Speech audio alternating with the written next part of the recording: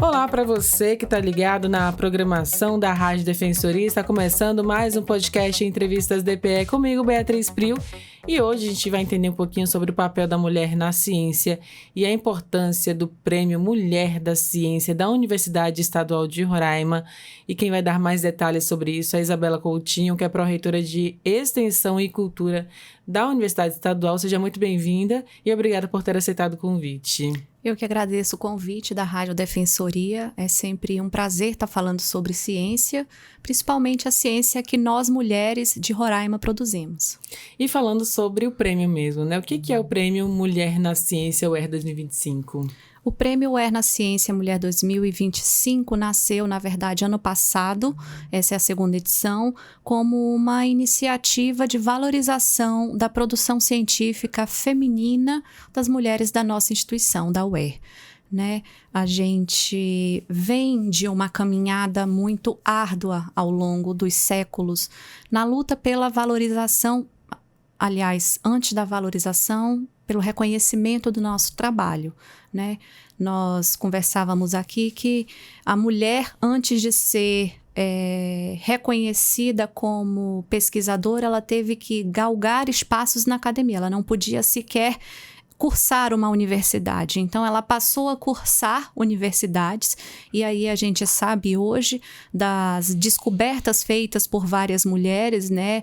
A própria a internet que a gente usa hoje foi uma mulher que desenvolveu, né? A bomba atômica, né? Os elementos químicos que foram descobertos e várias outras pesquisas e descobertas extremamente importantes para a nossa sociedade, para a nossa humanidade, que foram desenvolvidas por mulheres, mas que foram ao longo do tempo invisibilizadas, porque não era interessante mostrar uma mulher, né? A gente pode até achar que não, mas não é interessante mostrar que as mulheres podem tanto ou mais do que os homens. Mas não se trata de competição, se trata de apenas dar às mulheres o lugar que elas querem ocupar. Né? Então, as mulheres quiseram ocupar durante muito tempo esse lugar e hoje a gente tenta oferecer estratégias, tenta oferecer meios para mitigar essa invisibilização. E o Prêmio Mulher na Ciência é um deles. E ele vem para valorizar, no caso, as pesquisadoras da própria instituição da UER. Exatamente. Então, hoje a gente está fazendo aqui a premiação de 3 projetos desenvolvidos por pesquisadoras da Universidade Estadual de Roraima. Eu posso, já que hoje a gente já está fazendo essa premiação, posso falar sobre esses projetos. São projetos extremamente relevantes para a nossa instituição. Nós temos o projeto Perfil Epidemiológico e Consequências da Ausência de Terapia Trombolítica em Pacientes boavistenses pós-acidente vascular cerebral agudo, que é um projeto coordenado pela professora doutora Yara Luna, que é do curso de Medicina. É um projeto que está vigente desde 2022 e ela trabalha com alunos da graduação no âmbito deste projeto. O outro projeto que vai receber a premiação é o projeto Ensino de Línguas e Formação de Professores em Roraima. Ele, na verdade, é um projeto que já está também em andamento desde 2023 e é um projeto que tem um impacto tão grande que ele se tornou parte de um programa institucional. Por quê? Porque nós, com a demanda de pessoas nas escolas vindas de outros países, nós nos deparamos com a situação dos professores não estarem preparados para atender esses alunos, né? Então, nós temos aí não só a questão dos imigrantes venezuelanos, mas a gente tem imigrantes de outros lugares, né? E os professores da rede pública muitas vezes não se encontravam preparados para atender essa demanda, né? O aluno já vem alfabetizado, mas ele não sabe ler em português. Como é que ele vai chegar, por exemplo, num 5º, 6º ano, e essa, apesar de ser uma tarefa que as pessoas relegam ao professor de língua portuguesa, mas ela é uma tarefa de todos os professores, porque o aluno ele tem que ler todas as disciplinas, né? Então, é um projeto de extrema relevância que acabou fazendo parte de um programa que hoje é um programa institucional. E é um projeto que tem também uma ramificação muito grande, ele tem no seu corpo de trabalho mais de 10 pessoas, pesquisadores, ele agrega pesquisadores de graduação, pós-graduação, em nível de especialização e mestrado, e ele é um projeto que também tem uma produção científica muito grande. O que significa isso? Tem vários artigos que foram produzidos, apresentação de trabalhos em conferências oriundos dos resultados desenvolvidos no âmbito deste projeto. É um projeto coordenado pela professora Cora Helena Gonzalo Zambrano, do curso de Letras da Universidade Estadual de Roraima. E o outro projeto é o projeto Impactos Socioambientais na Saúde dos Moradores na Área de Ocupação Irregular do bairro São Bento, em Boa Vista, Roraima. Você veja, esse projeto é um projeto coordenado pela professora doutora Márcia Falcão, que é do curso de Geografia, e ele está em vigor desde 2024. Agora, você veja que são projetos todos voltados para a realidade local, que vão impactar e influenciar positivamente a realidade das pessoas que moram em Boa Vista. É por isso que a gente trouxe esse prêmio à tona, para fazer com que iniciativas dessa natureza tenham visibilidade. E essas mulheres à frente dessas pesquisas, né, as professoras, doutoras, elas são resultado todo esse outro trabalho que vocês citou anteriormente, de mulheres que não foram nomeadas, que foram esquecidas na história, porque nessa época, né, digamos há 100, 150 anos atrás, a mulher não tinha esse direito de estudar, não tinha direito, quiçá, né, ministrar aula numa universidade. Isso era uma realidade completamente não vista, né, naquela sociedade. E hoje a gente tem, então, depois de muita luta, depois de muito trabalho das mulheres, esse espaço agora, inclusive esse reconhecimento. Qual é o sentimento que você tem como pesquisadora, como cientista também, vendo, né, inclusive essa segunda edição desse prêmio? Eu sinto que ainda é muito pouco. Ainda é muito pouco porque para nós conseguirmos alcançar esses resultados, a gente tem que galgar espaços que são, às vezes, muito mais difíceis, com muito mais obstáculos, do que os espaços ocupados normalmente pelos homens.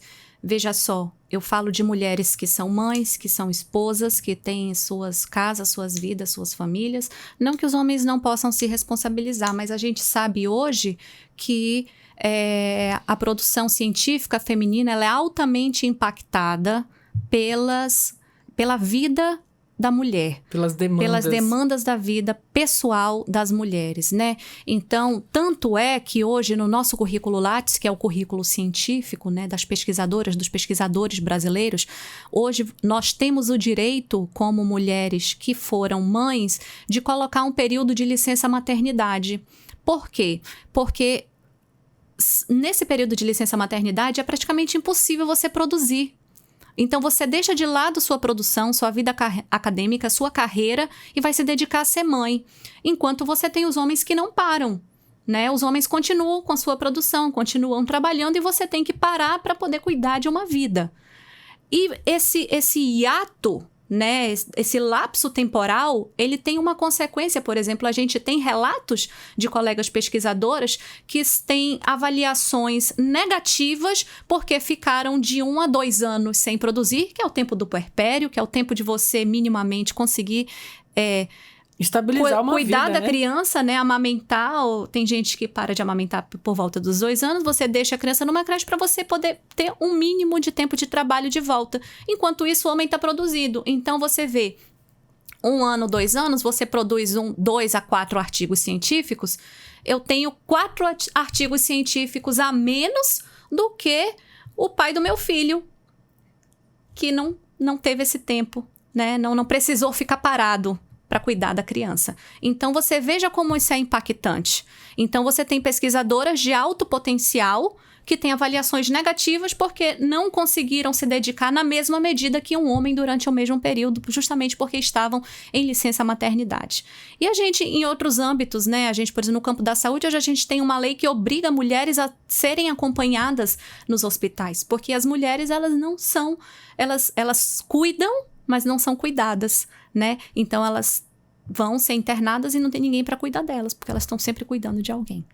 Então, você veja só, a mulher, ela sempre está trabalhando em prol do outro e na hora do seu próprio benefício, dificilmente esse benefício chega, porque ela já está tão impactada por outras atividades que fica difícil de eu dizer, né?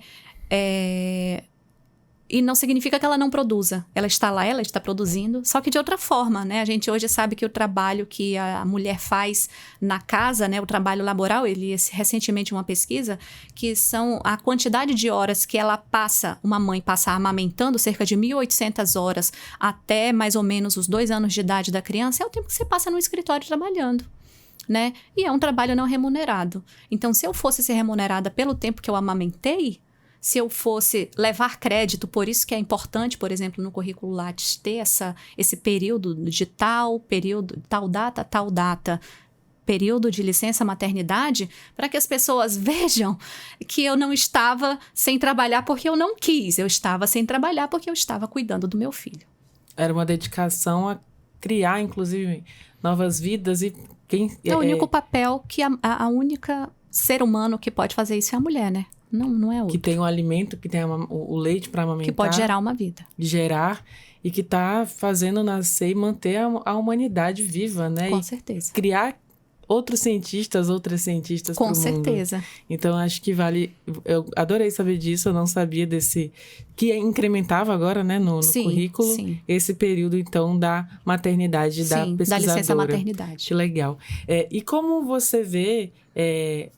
Esse prêmio, né, diante de tudo isso, então não é um prêmio somente para a pesquisadora cientista, para aquela mulher que sentou ali, leu livros, fez pesquisa, foi a campo, mas a mulher também é um prêmio para a mulher que foi mãe, que abdicou, né, que se desdobrou ali nas tarefas domésticas, para um período está estudando, outro período está cuidando do lar. O que significa? Qual o peso disso de fato? É um reconhecimento mínimo que a instituição concede às professoras que têm uma produção dentro de um projeto de pesquisa, né? É o mínimo que eu digo porque tem muitas outras coisas que nós, não só como instituição, mas como sociedade, podemos e devemos fazer para a mulher. Mas o mínimo que a gente pode fazer é dizer, olha, as nossas pesquisadoras têm um trabalho de alto impacto na sociedade. E são mulheres. São mães, são donas de casa, são cuidadoras, né? Ou não são mães, mas são pessoas que carregam a responsabilidade, né, da família, exatamente. E além disso, a instituição, né, a própria Universidade Estadual de Roraima, tem conquistado também outros prêmios. As mulheres pesquisadoras têm conquistado outros prêmios também, além do que a própria universidade promove. Vocês, como pesquisadora, acabam se inscrevendo também em outras premiações, né, nacionais, internacionais. Qual é o resultado científico desse trabalho e desse reconhecimento também? Então, no ano passado, nós tivemos a professora Gisele Deprá, do curso de História, que recebeu um prêmio super importante pelo trabalho que ela faz com documentação junto ao Centro Indigenista Missionário da Diocese. A Diocese ela tem um acervo documental muito grande. A professora Gisele, há muitos anos, faz um trabalho com os alunos de graduação junto a esse acervo. E ano passado, esse prêmio... ela foi premiada por conta desse projeto. Se não me falha a memória, teve um outro projeto, mas eu não vou me lembrar de quem. Mas, assim, a importância desse reconhecimento, a importância dessas mulheres estarem galgando esse espaço, estarem ganhando esse destaque, essa relevância, né, é justamente para minimamente igualar o trabalho que nós fazemos, né, nós mulheres fazemos, a produção científica feita por homens, né?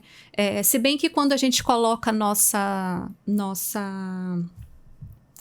referências no currículo Lattes, você não sabe quem é homem ou quem é mulher, porque nós sempre assinamos com o último nome, que pode ser o nome do pai, o nome do marido, não é? Então, nós somos reconhecidas pelo nosso nome. Eu sou Costa, que é o nome do meu pai. Não sou Isabela. Então, dificilmente quem vê minha referência vai achar que eu sou uma mulher, vai estar o I abreviado, não sei se vai saber. Às vezes não é uma mulher, pode ser um homem, né? Então, a invisibilização começa aí. Quando você dá voz e dá corpo a essas pessoas, você começa a mostrar para a sociedade, né? Como você falou, olha, eu fiquei impactada de saber que essas produções tão relevantes foram feitas por mulheres. E na maioria das vezes são, né? Na maioria das vezes são. E em relação a esses critérios, né? Vocês fazem essa avaliação, né? Para escolher essas grandes mulheres doutoras, inclusive na área da medicina, na área da linguística, né? De letras, e outra na área de geografia. Então, são profissionais de áreas determinadas, distintas, né? Mas existe um critério, então, para escolher, porque com certeza tem outras produtoras científicas também, tem outras pesquisadoras da instituição. Mas o que leva mesmo a um prêmio ele ter esse destaque, ele ter esse reconhecimento? Então, nós avaliamos o projeto de acordo com alguns critérios. A primeira foi a produção do projeto em si, né? Depois foi o engajamento científico feminino, ou seja, a equipe do projeto era composta por mulheres, né? Porque isso é muito importante também, você agregar outras mulheres, né? A gente tem um projeto de extensão aqui na universidade, onde a gente vai nas escolas públicas falar sobre os nossos cursos de graduação. E é chocante, porque nós vemos, junto aos jovens que estão no terceiro ano do ensino médio, que eles não têm essa perspectiva de cursar uma graduação. Porque é muito difícil, né, na concepção deles entrar, e porque talvez não é prioridade, é trabalho. Eu tenho que trabalhar, não vou fazer uma faculdade. Então, você veja, você primeiro tem esse obstáculo. E a mulher, geralmente, ela engravida, né? Ela sai do ensino médio, às vezes ela tem um namorado, ela é engravida. Dificilmente ela vai entrar na universidade ali. Então, já é um obstáculo que ela vai ter que passar. Então, se uma professora consegue agregar, por exemplo, um aluno que está... A gente, inclusive, tem um projeto, que é um projeto da CAPES, que se chama PIBIC Júnior, que é um programa de iniciação científica júnior para alunos que estão em escolas públicas. Então, é quando o professor da universidade vai na escola pública e ele trabalha junto com o aluno de escola pública naquele projeto da universidade. Isso é maravilhoso, porque eu já estou dando para essa pessoa a perspectiva de uma futura graduação. Não que ela precise necessariamente seguir a área daquele projeto, às vezes não vai seguir, mas já vai estar mostrando para ela uma possibilidade, né, de trabalho, de mercado de trabalho, de sonhar, de ver que tem muito mais além do que só ali sair da sala de aula e, sei lá, engravidar e a minha vida fica por isso. A gente sabe hoje em dia que muitos jovens, infelizmente, vivem essa perspectiva, né? Então, quando a universidade consegue alcançar outros públicos, principalmente, e é esse o papel da extensão, alcançar outros públicos, quando a universidade consegue cumprir esse papel, né, a gente está tentando, né, dar o nosso melhor.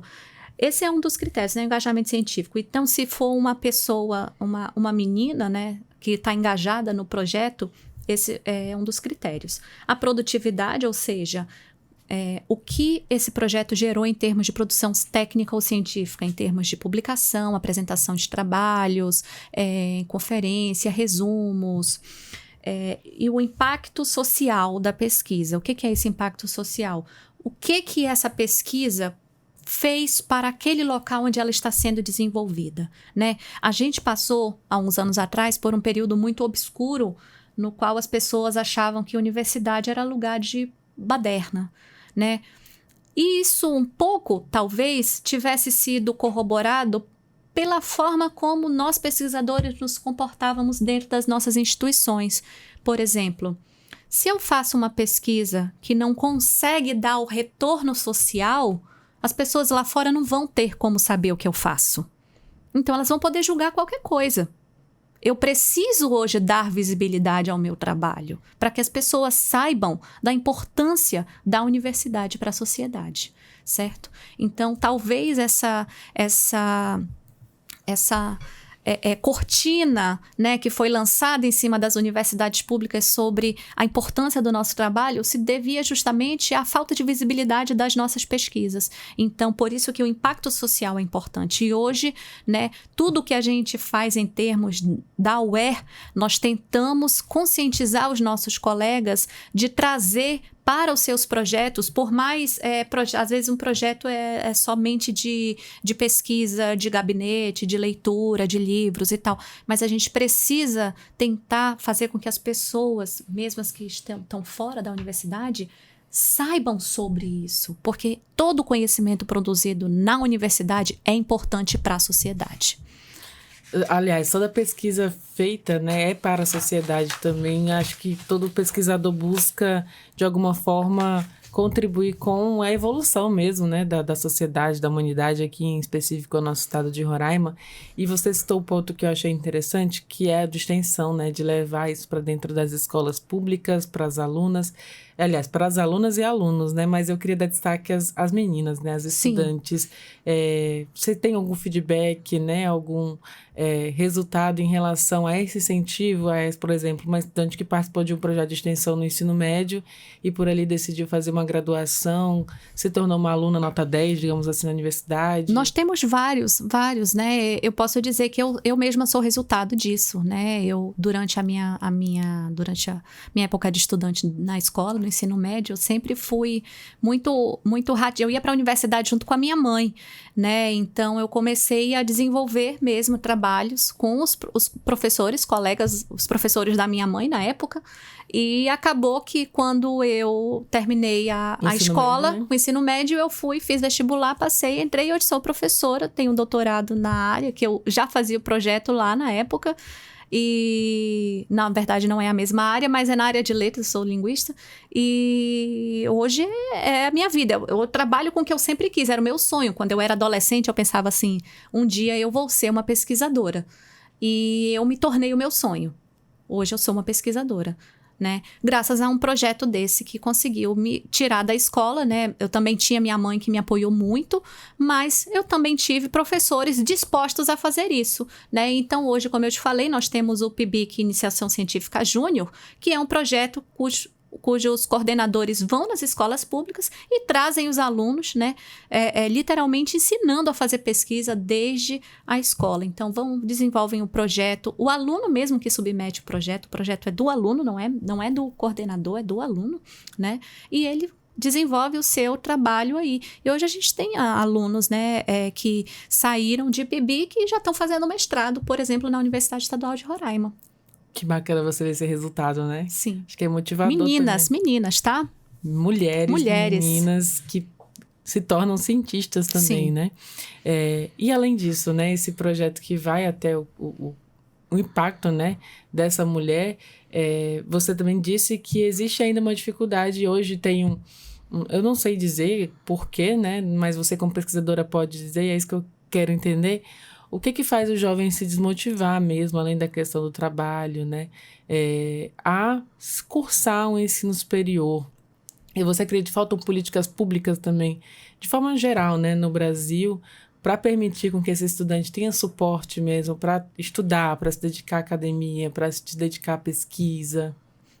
Eu acho, inclusive seguindo as palavras de Paulo Freire, que o projeto da educação do Brasil é um projeto político, né? Você veja só, as escolas com metodologias inovadoras são escolas geralmente particulares. As escolas públicas não têm metodologias inovadoras sendo desenvolvidas.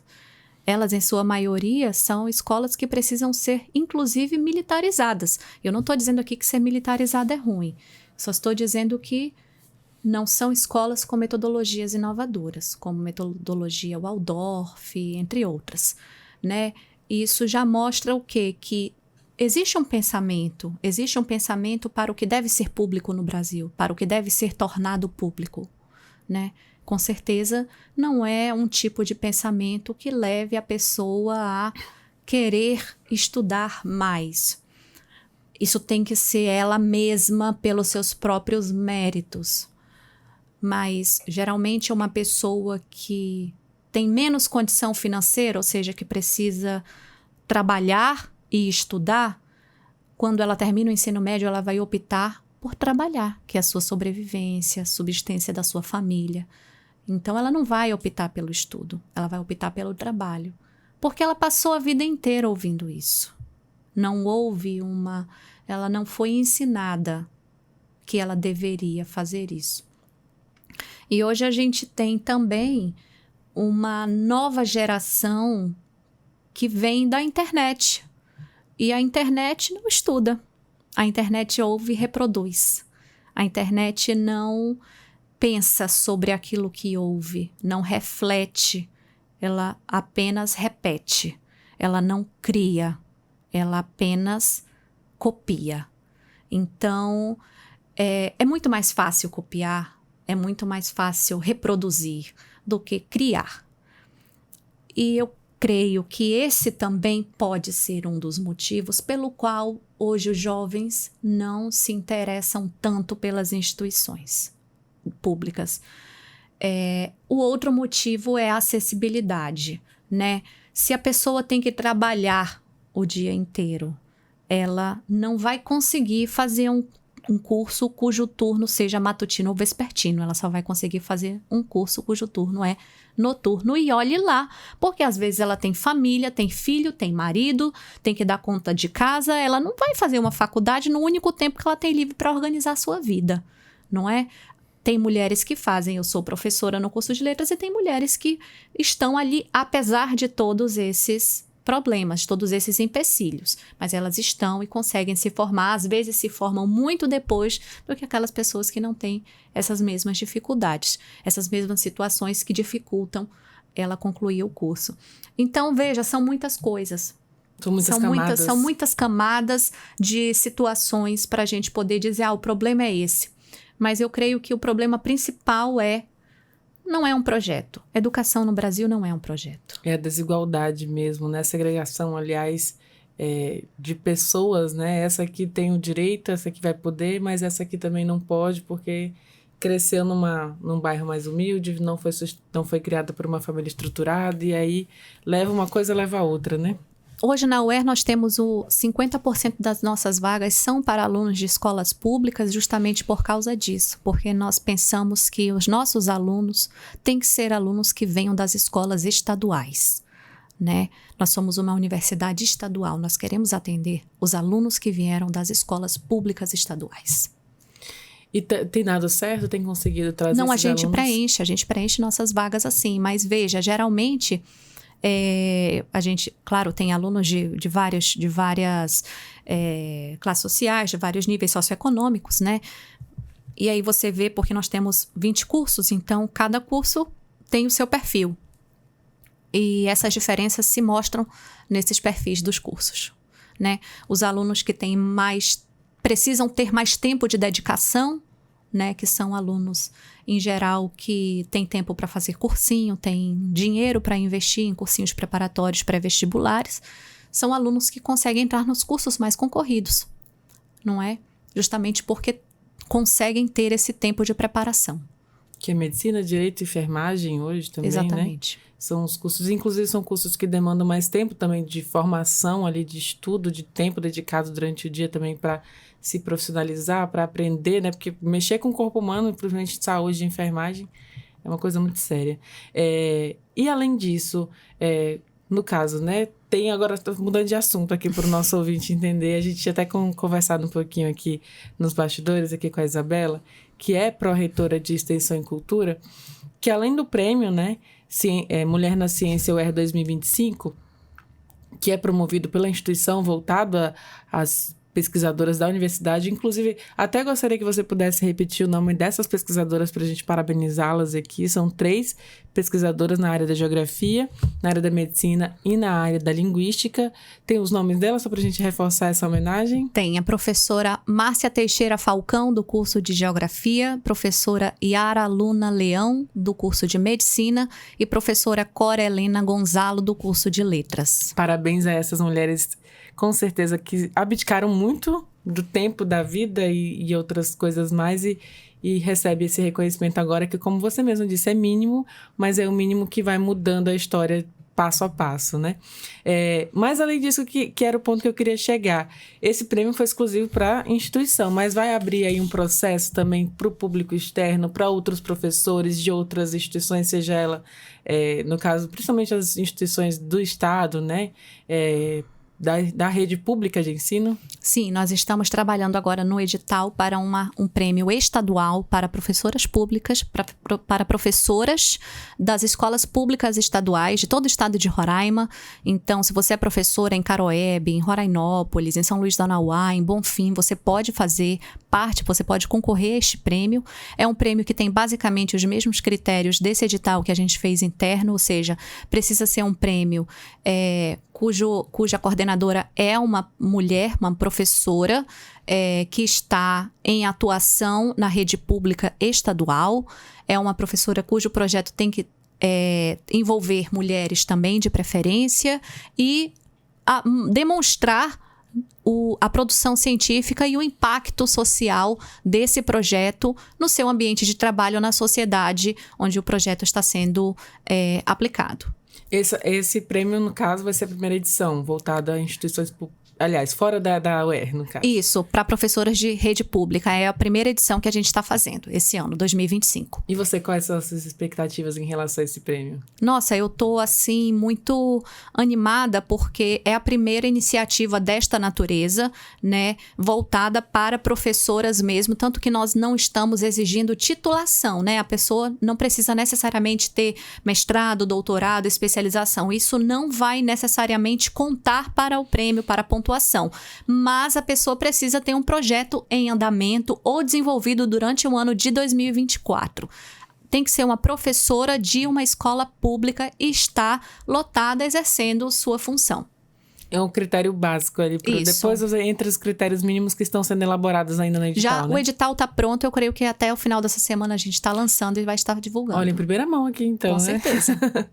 Já fica aí as mulheres professoras que estão aqui acompanhando a entrevista, né? Conhecendo um pouquinho do Prêmio Mulher na Ciência, mas já sabendo que vai ter um Prêmio Mulher na Ciência estadual para as professoras das instituições públicas públicas estaduais, mas pode ser também municipais? A gente só fez para estaduais. Estaduais, no caso, agora, né? Isso. Então, mas enfim, é de Uiramutã a Caroebe, ali São Luís, do estado, né? todo, exatamente. E essas mulheres vão ser premiadas, então. E qual é o impacto, né? Você falou que esses projetos têm que ter impacto social, mas Sim. Como trazer esses projetos que já têm esse impacto social, ali, por exemplo, no Bonfim, em São Luís da Nauá, aliás, São João da Baliza, né, em São Luís, como trazer esses projetos que tenham essa relevância, esse impacto social, para talvez receber esse título e, de uma forma de guarda-chuva, acabar tendo impacto geral, assim, no estado inteiro? Olha, às vezes é um projeto que começa pequeno, por exemplo. Eu vou citar aqui, por exemplo, um projeto de uma horta comunitária. Se você tem uma horta comunitária na sua escola e essa horta consegue não só atender professores fazendo atividades interdisciplinares, né? Você, com um projeto de uma horta comunitária, você consegue trabalhar com várias disciplinas ali do currículo, mesmo, né? Do currículo, né? E você consegue envolver também a comunidade. Você, às vezes, consegue chamar um pai, né? Às vezes, o meu pai, por exemplo, se for Rorainópolis, o meu pai, ele trabalha numa vicinal plantando tal coisa, né? Então, às vezes, a universidade, inclusive, nós em Rorainópolis temos um programa coordenado pela professora Lelisângela, que ele faz exatamente isso, né? Ali tem uma cooperativa de orgânicos e ela começou a trabalhar junto a esta cooperativa, né, auxiliando as pessoas a resolver seus problemas. Tem um problema com fungo, tem um problema com algum ácaro, né? A professora Lelisângela e a professora Tatiane Marie. Então, elas são duas engenheiras agrônomas e que têm esse trabalho já ali com esse pessoal que trabalha nas vicinais de Rorainópolis. É um trabalho lindo e que tem um retorno, você vê, acontece e dá um retorno para a sociedade, porque as pessoas que estão em volta estão aprendendo, não só os alunos ali da graduação, mas as pessoas que sobrevivem daquilo, da venda de frutas e legumes e verduras, né, como subsistência para a sua vida. Então, é um trabalho que tem um impacto na sociedade. Então, às vezes você pensa assim, é pequeno? Não é pequeno, né? Porque alimenta uma comunidade. E se alimenta uma comunidade, alimenta um estado. Nossa, foi tão lindo isso que você falou. Fiquei até reflexiva agora. E aí, no caso, mostra, então, como a Universidade Estadual de Roraima também firma essas parcerias, né? Uma cooperativa, né? Sim. Tem outros projetos também que envolvem parcerias com instituições, ONGs, cooperativas, associações. Então, nós temos, por exemplo, tínhamos o projeto da professora Laurinete, que é uma professora do curso de Serviço Social, que ela trabalhava junto aos assentamentos. E nesses assentamentos, ela levava vários temas para serem discutidos no âmbito da escola. Ou seja, ela fazia um trabalho não só de formação das pessoas que estavam ali naquele assentamento, como de conscientização, né? Isso é uma coisa muito importante, porque são geralmente pessoas que estão à margem da sociedade, né? Onde não chega nada. Então, a professora foi lá e desenvolveu um projeto junto a essas pessoas, né? Tem o projeto, como eu já citei aqui, da professora Gisele da História, né? E são tantos projetos que, se eu for te falar, eu vou esquecer de muita gente aqui, porque realmente são muitas pessoas, são muitas mulheres. Vou te citar aqui o projeto da professora Elaine, do curso de Biologia, Elaine Morari, que é um projeto muito, muito importante. Por quê? Porque ela está desenvolvendo uma pesquisa sobre o impacto dos agrotóxicos na vida das pessoas que trabalham lá no Monte Cristo, que são de onde vem a maioria dos legumes, verduras, né? As pessoas usam agrotóxicos. Como é que esse agrotóxico está reagindo no corpo das pessoas, né? E fora isso, como é que está toda essa situação da produção mesmo de frutas e legumes e tal, como é que chega até aqui? Então, esse é um dos objetivos, né, do trabalho da professora Elaine Morari, que é do curso de Biologia. Então, são vários projetos que estão em andamento que têm impacto social, só que as pessoas não sabem, né? Porque, às vezes, são muitas pessoas também que não querem aparecer. Tem muitas mulheres que eu ouço, olha, eu não gosto, não quero aparecer. Então, às vezes, o trabalho acaba não tendo a visibilidade que precisa, que merece, por conta disso. Mas são pessoas que estão trabalhando e cujo trabalho merece ser reconhecido. Um desses reconhecimentos é esse prêmio a nível lá da universidade. Sim. E o outro que vai ser lançado daqui uma semana, que você Exatamente, falou, nível estadual. a nível estadual. Então, aliás, já foi expandido, né? O prêmio que era pontual ali para as professoras, agora então recebe essa expansão a nível estadual, atendendo aí então uma demanda silenciada, né, digamos assim, de mulheres produtoras da ciência espalhadas por todo o estado de Roraima. Não necessariamente, como você disse, com título de doutoras ou mestres, né? Mas que tem um impacto significativo na sociedade. E isso é muito bacana porque a gente já vê que muitas dessas professoras mulheres na rede pública já vieram da rede pública também, já passaram por muitos desafios, né? Tiveram que vencer muitas barreiras. Então, acho que é um prêmio que vai ser merecido também, vai ser de muita... na verdade, é abrir, né, portas aí para futuras também professoras e pesquisadoras. Estou conversando aqui com a Isabela Coutinho, ela falou Costa, né, também. Coutinho Costa. Tem o Costa, que ela citou o pai dela, falando sobre esse trabalho, né, ela que está ali na Pró-Reitoria de Cultura e Extensão e Cultura, na verdade, e vem falando sobre esse trabalho dos projetos voltados para as mulheres.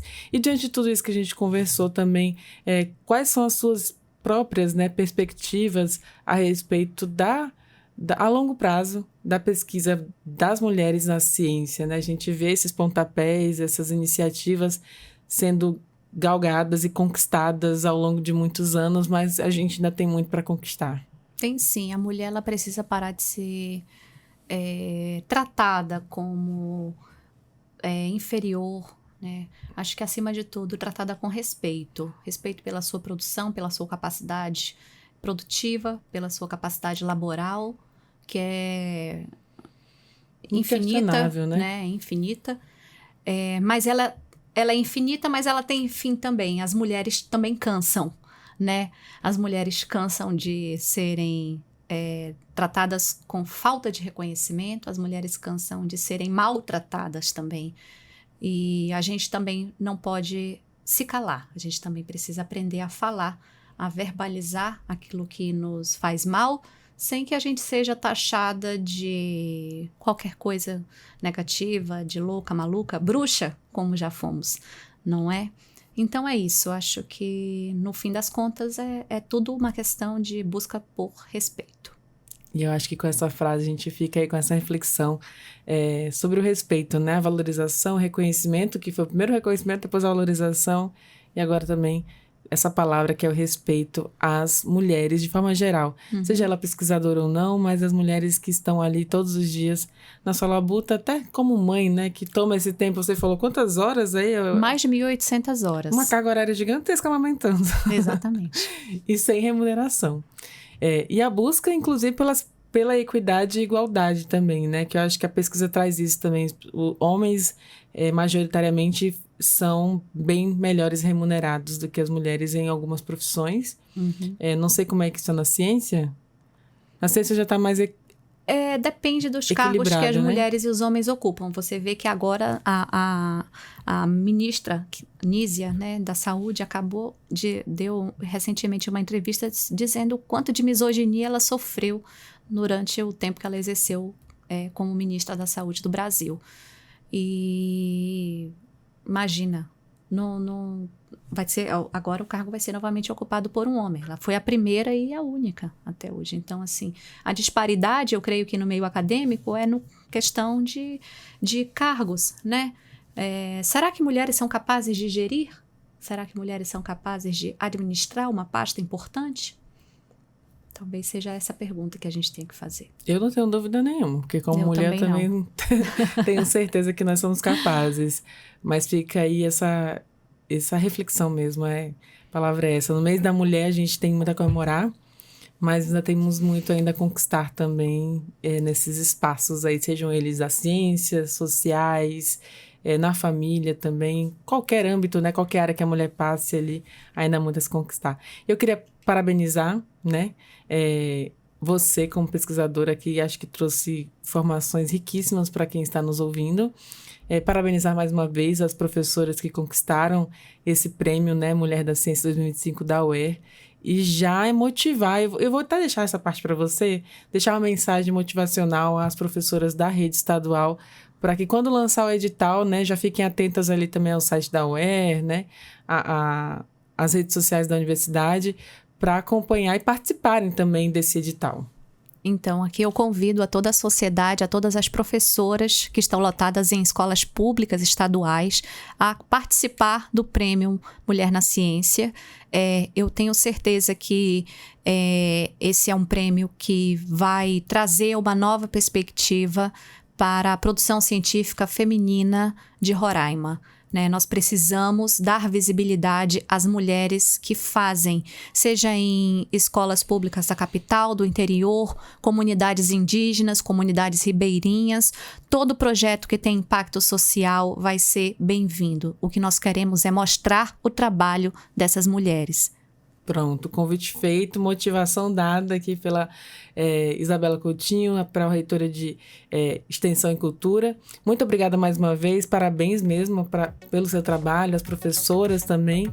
E assim a gente vai encerrando mais um podcast Entrevistas DPE. Eu te agradeço a companhia até aqui e te lembro que você pode ouvir essa e outras entrevistas acessando os canais oficiais da Defensoria Pública de Roraima, no Deezer, no Spotify e também no YouTube. Qualquer dúvida, digita Defensoria RR.